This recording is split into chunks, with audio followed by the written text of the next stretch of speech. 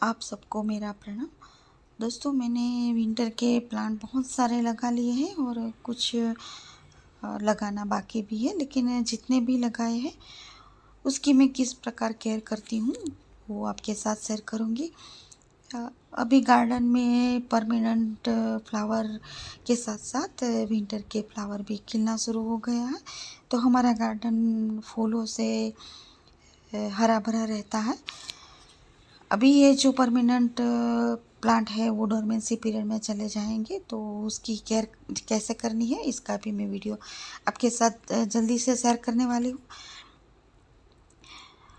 Winter plant की care करने के लिए हमें जब भी प्लांट लगाते हैं तब मैन्युअल खाद देते हैं, जैसे वर्मी कंपोस्ट या तो गोबर की खाद। तो उसके बाद जब भी फ्लावरिंग उसकी जल्दी ना शुरू हो जाती है और उसकी लाइफ भी बहुत शॉर्ट होती है, तो हमें लिक्विड खाद देने की ज़रूरत पड़ेगी। मैंने एक लिक्विड खाद आपके साथ शेयर किया था जो मैंने राई, मेथी दाना और मूंगफली के दाने से बनाया था। उसमें गुड़ भी डाला था। जिस तरह हम बायो एंजाइम बनाते हैं इसी तरह ही बनाया है, तो उसमें खराब स्मेल नहीं आती और काफ़ी टाइम तक ये आपके ख़राब भी नहीं होगा। एक तो आपको ज़्यादा फूल लेना चाहते हैं तो जब भी ये प्लांट छोटे रहते हैं तो उस पर जो भी फ्लावर आए उसको आप हटाते रहिएगा, तो ये काफ़ी घना भी बनेगा और घना बनेगा, इसके कारण उसमें बाद में फ्लावरिंग भी अच्छी होगी। और जो भी कटिंग निकलती है उसको लगाते रहिएगा, कुछ न कुछ कटिंग तो आपकी चल जाएगी और आपका और प्लांट तैयार हो जाएगा।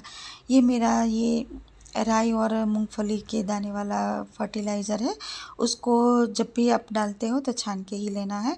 मैंने ये 500 ml जैसा लिया है और साथ में मैंने जो किचन वेस्ट से खाद बनाया है वो भी ऐड करूँगी। वो 1 लीटर जितना लूँगी और ये 2 छोटी छोटी बाल्टी है, ये 10-10 लीटर की है।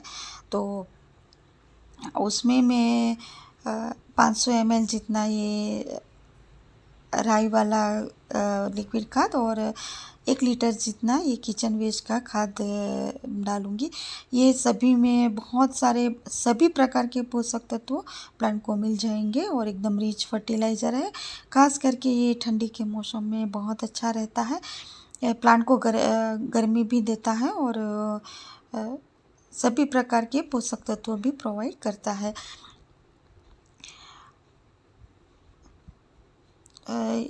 ये जो मैंने लिक्विड खाद तैयार किया है सभी प्लांटों को गमले के हिसाब से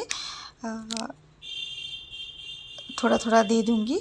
जब भी आप ये लिक्विड खाद देते हैं तो थोड़ी सी उसकी मिट्टी सूखी होगी तो अच्छा रहेगा, क्योंकि ये जो रूट रहते हैं वो अच्छी तरह ये जो लिक्विड खाद है वो ऑब्जर्व कर सके। ये ऑर्गेनिक खाद है तो स्लो रिलीज होगा, तो धीरे धीरे ये प्लांट पे असर होगा। तो आप हर 10 दिन में इसी तरह सभी विंटर के जो फ्लावर प्लांट है उसमें देते रहेंगे तो आपके गार्डन में बहुत सारे फ्लावरों से भर जाएगा आपका गार्डन। जितने भी मेरे फ्लावरिंग प्लांट है, चाहे परमानेंट हो या तो ये सीजनल वाले, सभी में मैंने थोड़ा थोड़ा दे दिया है। और जितने भी मेरे पास विंटर के फ्लावर प्लांट है उसको फ्लावर आए थे वो भी मैंने कट कर दिए हैं, ताकि नई नई ब्रांचेस आ सके और बहुत सारा फूल उसमें खिल सके।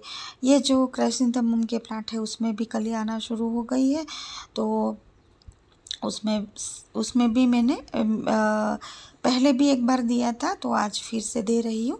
10 दिन के बाद फिर से दूंगी। इसी तरह देते रहेंगे तो बहुत सारे फ्लावर उसमें खिलेंगे और आपका प्लांट भी हेल्दी ग्रो करेगा।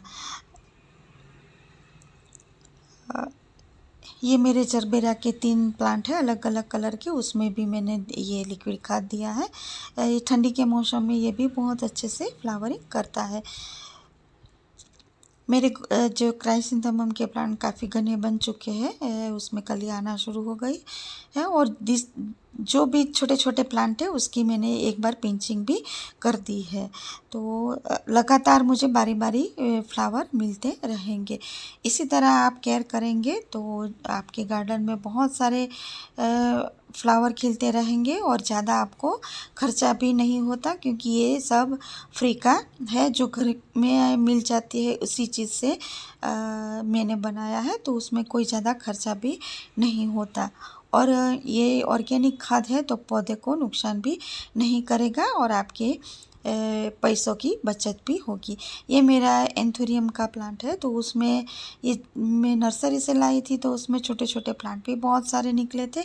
आप इसी तरह नर्सरी से जब भी ये इंडोर प्लांट या तो कोई भी प्लांट लाए तो एक से ज़्यादा प्लांट हो, इसी तरह आप सिलेक्ट करेंगे तो बहुत अच्छा रहेगा। ये जो बर्ड्स ऑफ पैराडाइज का प्लांट है उसको भी मुझे रिपोर्टिंग करना पड़ेगा, क्योंकि उस छोटे से प्लांटर में लगा है तो उसकी रूट पाउंडिंग हो गई है। इसके लिए जो मैंने मिट्टी बनाई है, ये राइस हस्क, गोबर की खाद, मेरी मिट्टी हमारे यहाँ बहुत पोरस रहती है, तो मैं रेत का यूज़ नहीं करती। बहुत चिकनी मिट्टी आती है, कभी आ जाती है जो नर्सरी से पॉट लाते हैं, तो उसी में मैं रेत मिलाती हूँ। बाकी तो ऐसे ही मैं प्लांट लगाती हूँ, क्योंकि बहुत ये पोरस मिट्टी रहती है। थोड़ी सी वुडन एसपी मिलाई है ताकि उसमें फंगस ना लगे और उसमें दूसरे सारे जो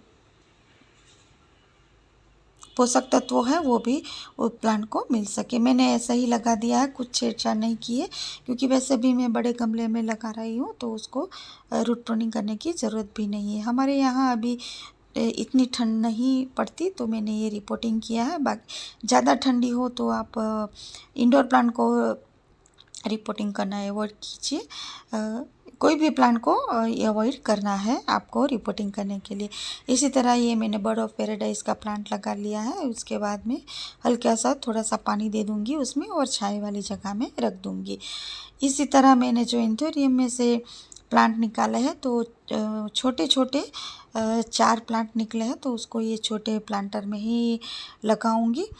तो उसके लिए भी मैंने ये राइस हस्क वाली मिट्टी ली है और राइस हस्क थोड़ा ज़्यादा मात्रा में डाला है, क्योंकि एंथोरियम को एकदम हल्की और पोरस मिट्टी चाहिए। उसमें थोड़ा सा भी ज़्यादा पानी जमा रहेगा तो ये प्लांट ख़राब हो सकता है, तो ध्यान रखिएगा कि एकदम पोरस मिट्टी उसकी होनी चाहिए और वेल ड्रेन सॉइल और गमला भी वेल ड्रेन होना चाहिए।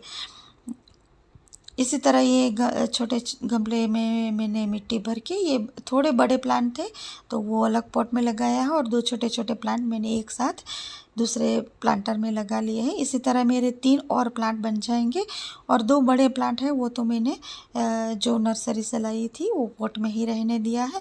तो इस तरह मेरे 4 प्लांट बन गए हैं। जैसे ही दूसरे प्लांट उसमें से बनता जाता है तो आप बहुत डिवाइड करके बहुत सारे प्लांट बना सकते हैं। ये ऐसे तो ये बहुत महंगे प्लांट मिलते हैं, तो आप इसी तरह करेंगे तो आपको ज़्यादा महंगा भी नहीं पड़ेगा और बहुत प्लांट आपके और भी बन जाएंगे। लगाने के बाद मैंने अच्छे से पानी का स्प्रे कर दिया है और मिट्टी भी गीली कर दी है।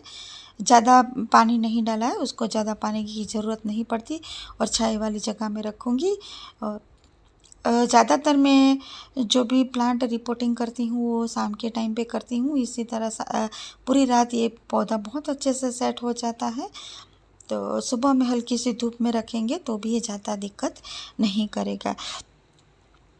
दोस्तों आप भी इसी तरह अपने विंटर प्लांट की केयर कीजिए, तो बहुत सारे फ्लावरिंग आपके गार्डन में खिलते रहेंगे। तो फिर मिलते हैं नई वीडियो में नई जानकारी के साथ। तब तक के लिए बहुत सारे पेड़ पौधे लगाइए, अपने आसपास का वातावरण सुंदर स्वच्छ और अच्छा रखिए। फिर मिलते हैं दोस्तों, तब तक के लिए बाय, हैप्पी गार्डनिंग, जय श्री कृष्ण।